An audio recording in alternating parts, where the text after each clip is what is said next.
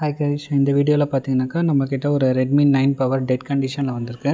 இது நம்ம dealer already அவரே ட்ரை பண்ணுறேன்னு சொல்லிட்டு ஏபிடி ஐசியை ரீஃப்ளோ பண்ணுறேன்னு ட்ரை பண்ணி அவர் ரீஃப்ளோ பண்ணும்போது ஐசி அண்ட் பக்கத்தில் இருக்கிற காயில் ரெண்டுமே ஃப்ளை ஆஃப் ஆகிடுச்சின்னு சொல்லியிருக்காரு. இந்த ரெண்டு காம்போனண்ட் இல்லைனாலும் நம்மளுக்கு செட் ஆன் ஆகிருக்கணும், பட் ஸ்டில் ஆன் ஆகலை. நம்மக்கிட்ட கொடுக்கும்போது நான் சார்ஜை போட்டு செக் பண்ணுறேன். சார்ஜ் போட்டு செக் பண்ணும்போது நீங்கள் விஷுவலாக பார்க்கலாம் 0.2 0.10 இந்த மாதிரி ஃப்ளக்சுவேட் ஆகிட்டே இருக்குது. இதுக்கு மேக்ஸிமம் பார்த்தீங்கன்னாக்கா ரெண்டு ரீசனாக இருக்கலாம். ஒன்று, என்னோடய பேட்டரியோட வோல்டேஜ் ரொம்ப கம்மியாக இருக்கலாம். அப்படி இல்லை அப்படின்னாக்கா என்னோடய செகண்டரி லைனில் எதனா லீக்கேஜ் ஆகிருக்கலாம். இது ரெண்டு பாசிபிலிட்டிஸ் தான். நான் பேட்டரியோட வோல்டேஜ் ஆல்ரெடி நான் செக் பண்ணிட்டேன். எனக்கு அதில் 3.9 வோல்டேஜ் இருக்குது. அப்போது இவர் எங்கே ஆப்ரேட் பண்ணாரோ அந்த இடத்துலேருந்து நான் ட்ரபிள் ஷூட் ஆரம்பிக்கிறேன். அதாவது எதனா ஜிஆர் வேல்யூ செக் பண்ணுறேன், எதனா லீக்கேஜ் எதனா இருக்கா இல்லையா. அதனால் ஒவ்வொரு காம்போனண்ட்டையும் நம்ம செக் பண்ணுறோம். நம்ம செக் பண்ணும்போது இங்கே பார்த்தீங்கன்னாக்கா இந்த ஸ்பாட்டில் வந்தோடனே எனக்கு ரெண்டு இடத்துலையும் 0ன்னு வருது. அதாவது லீக்கேஜ் நம்மளுக்கு காமிக்குது. இந்த இடத்துல ஒரு கெப்பாசிட்டர் இருக்கும், அதுவும் நம்மளுக்கு மிஸ்ஸிங் ஆகிருக்கு. இந்த லைன் எங்கெல்லாம் கனெக்ட் ஆகிருக்குன்றது நம்ம ஐடென்டிஃபை பண்ணி பார்க்கலாம். லே அவுட்டில் ஓப்பன் பண்ணிங்கனாக்கா அங்கே ஒரு கெப்பாசிட்டர் அதோட பார்ட் நம்பரோடு இருக்கும். அதை நீங்கள் டயக்ராமில் ஸ்கிமேட்டிக் டயக்ராமில் போய் சர்ச் பண்ணும்போது அதில் நம்மளுக்கு லைன் நேம் மென்ஷன் பண்ணியிருப்பாங்க. இதில் நம்மளுக்கு லைன் நேம் பார்த்தீங்கன்னாக்கா வோல்டேஜ் ரெகுலேட்டட் 1P8, அதாவது 1.8 வோல்டேஜ் லைன் இது.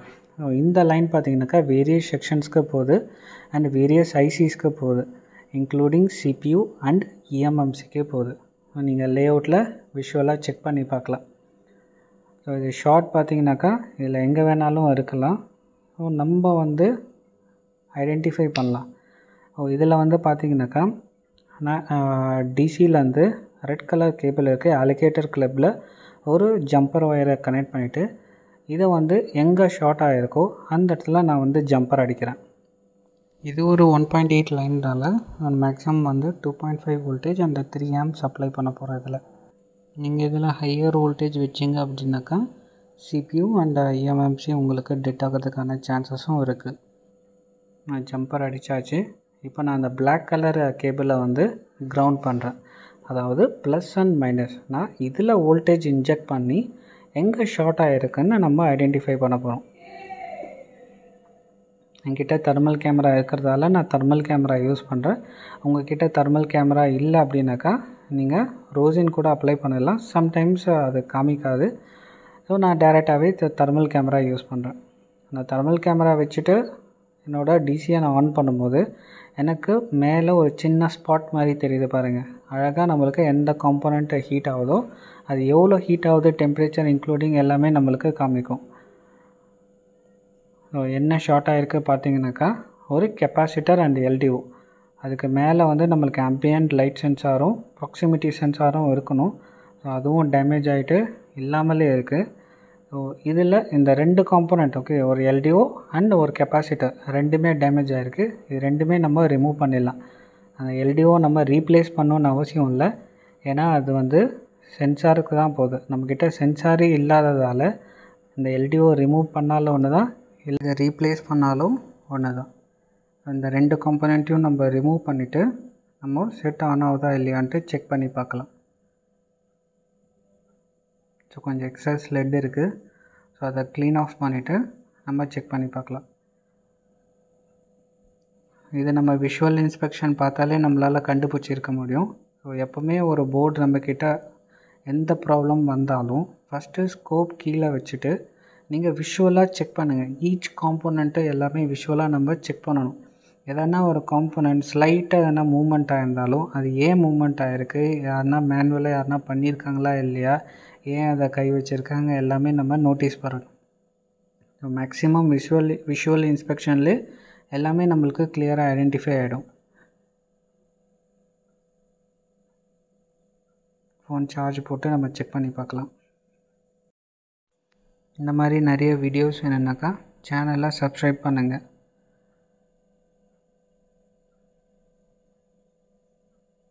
ஓகே, சார்ஜிங் லோக்கு வந்துடுச்சு, செட் ஓகே ஆகிடுச்சு. தேங்க்யூ ஃபார் வாட்சிங். ஹாய் ஃப்ரெண்ட்ஸ், என்னோட பேர் பிரவீன், வேலூர் எட்டர்னல் மொபைல் சர்வீஸ்லேருந்து பேசுகிறேன். இந்த மாதிரி பார்த்தீங்கன்னா செப்டம்பர் பேட்ச் முடிய போது நம்ம இதில் பார்த்தீங்கன்னா ஒரு லேடி ஸ்டூடெண்ட்ஸ் வந்திருக்காங்க. அவங்களோட ஃபீட்பேக் எப்படி இருக்குது, அவங்களுக்கு இங்கே கம்ஃபர்டபுளாக இருந்ததா, ஓகேவா, எப்படி கற்றுக்கிட்டாங்கன்ற டீட்டெயில் எல்லாமே கேட்டு தெரிஞ்சுக்கலாம். உங்கள் பேர் தெரிஞ்சுக்கலாமா? தேவி சார். ஓகே. எந்த ஊர்லேருந்து வரீங்க? நான் செங்கல்பட்டு சார். செங்கல்பட்டுலேருந்து வரீங்க. ஓகே. இங்கே வந்து ஒரு சர்வீஸ்க்காக வந்தீங்க ஆக்சுவலாக, ஆமாம் கரெக்டுங்களா? சார். அப்போ வரும்போது நாங்கள் சொல்லிக் கொடுக்குறது நீங்கள் உட்காந்து கற்றுக்குங்க அப்படின்னு நான் சும்மா ஒரு எதார்ச்சியாக தான் பேசினேன். நீங்களும் ஓகே டெமோ கிளாஸ்னு அப்பயே அட்டன் பண்ணீங்கன்னு நினைக்கிறேன். ஆமாங்க சார். Okay. First day demo class attend பண்ணும்போது என்ன தோணுச்சு உங்களுக்கு? சார் ஃபஸ்ட் டே நான் இங்கே வரும்போது எனக்கு மொபைல் பற்றி எதுவுமே தெரியாது. ஆக்சுவலி நான் வந்து இந்த டிபார்ட்மெண்ட்டே கிடையாது. எனக்கு சுத்தமாக இதை பற்றி எதுவுமே தெரியாது. பேசிக் கூட எதுவுமே தெரியாது. நான் இங்கே சும்மா எங்கள் ஹஸ்பண்ட் கூட தான் வந்தேன். சார் நீங்கள் தான் சொன்னீங்க டெமோ கிளாஸ் அட்டன் பண்ணுங்கள், இன்னொரு மேம் இருக்காங்கன்னு சொல்லிட்டு. சரி நான் கொஞ்ச நேரம் அட்டன் பண்ணேன். ஓகே என்னால் அண்டர்ஸ்டாண்ட் பண்ண முடியும் அப்படின்னு எனக்கு ஒரு சின்ன ஹோப் வந்தது. அதுக்கப்புறம் நெக்ஸ்ட் டே நான் வர ஆரம்பிச்சிட்டேன். எந்த ஊர்லேருந்து வரீங்க, எவ்வளோ தூரம் வந்து இங்கே ட்ராவல் பண்ணுறீங்க, அது முக்கியமாக சொல்லணும். எனக்கு அப் அண்ட் டவுன் சேர்த்தாலே ஒரு 140 கிலோமீட்டர்ஸ் வந்துடும் சார். 140 கிலோமீட்டர்ஸ் அப் அண்ட் டவுனாக குறைஞ்சபட்சம் 2 மணி நேரத்துக்கு மேலே ட்ராவல் பண்ணுறீங்க, கரெக்டுங்களா? இங்கேருந்து வேலூர் பஸ் ஸ்டாண்டு போகணும், அங்கேருந்து அவங்க காஞ்சிபுரம், காஞ்சிபுரத்துலேருந்து சொல்லுங்கள். இங்கேருந்து வேலூர், வேலூர்லேருந்து காஞ்சிபுரம், காஞ்சிபுரத்துலேருந்து உத்திரமேரூர், அங்கேருந்து எங்கள் ஊருக்கு போகணும். பாருங்கள், ஒரு லேடிஸ் அவ்வளோ தூரம் வந்து நான் வீட்டுக்கு போகிறதுக்கு 9:30 அது மாதிரி ஆகிடும். காலையில் 7 o'clock அது மாதிரிலாம் கிளம்புனா தான் இங்கே 11 o'clock அது மாதிரி வருவேன். Okay okay. நீங்கள் கற்றுக்கிட்டீங்கல்ல, ஃபஸ்ட் டே வந்து டெமோ கிளாஸ் கட்டினதுக்கப்புறம் எல்லாமே உங்களுக்கு ஈஸியாக வந்ததா, ப்ராக்டிஸ் பண்ண முடியுமா லேடிஸ்னால? ஏன்னா உங்களுக்கே டவுட் இருந்தது கரெக்டுங்களா முதல் நாள். இப்போது நீங்கள் சொல்லுங்கள், ஏன்னா 20 நாள் கம்ப்ளீட் பண்ணியிருக்கீங்க, ஒரு லேடிஸால் கற்றுக்க முடியுமா? முடியும் சார். எனக்கே ப்ராக்டிஸ் பண்ண பண்ண எதுவுமே தெரியாது, நானே கற்றுக்கிட்டேன். ஸோ எதுவுமே தெரியாது, யார் வந்தாலுமே கற்றுக்கலாம். உண்மையிலே சொல்கிறேன், சிபியூன்னு வந்து ஃபஸ்ட் டைமே ரீபால் பண்ணி ஃபஸ்ட் அட்டம்ப்டில் பண்ணாங்க. ரொம்ப ஆச்சரியமான விஷயமா இருந்தது, ரொம்ப சந்தோஷமான விஷயமா இருந்தது. அது அவங்களே பண்ணாங்க. இங்கே எல்லாமே சாஃப்ட்வேர் எல்லாமே சொல்லி கொடுக்குறாங்க. சொல்லி தந்தாங்க சார். சார் வந்தாங்க. நம்மளுக்கு எதனா டவுட்னா கூட நம்மளுக்கு திரும்ப டவுட் கிளியர் பண்ணுறாங்க. நம்ம எத்தனை முறை கேட்டாலும் கிளியர் பண்ணுறாங்க. அதெல்லாம் அதே மாதிரி நிறைய சிஸ்டர்ஸ் பார்த்துட்டு இருப்பாங்க, அவங்க இங்கே வந்தால் சேஃப்டியாக ஃபீல் பண்ணுவாங்க. சேஃப்டியாக தான் சார் இருக்குது. நான் வந்த நாள்லேருந்து இன்றைக்கி வரைக்கும் எல்லாமே பிரதர்ஸ் தான். எனக்கு எந்த பிரச்சனையும் இல்லை, எல்லாமே சேஃபாக தான் இருக்குது. இப்போது எனக்கு டைம் ஆகிடுச்சி, நான் சீக்கிரமாக போகணுன்னு சொன்னால் கூட எனக்கு ஏற்ற மாதிரி அனுப்பி விட்டுறாங்க. எனக்கு எந்தெந்த கிளாஸ்லாம் பெண்டிங் இருக்கோ அதெல்லாம் திரும்ப எடுக்கிறாங்க.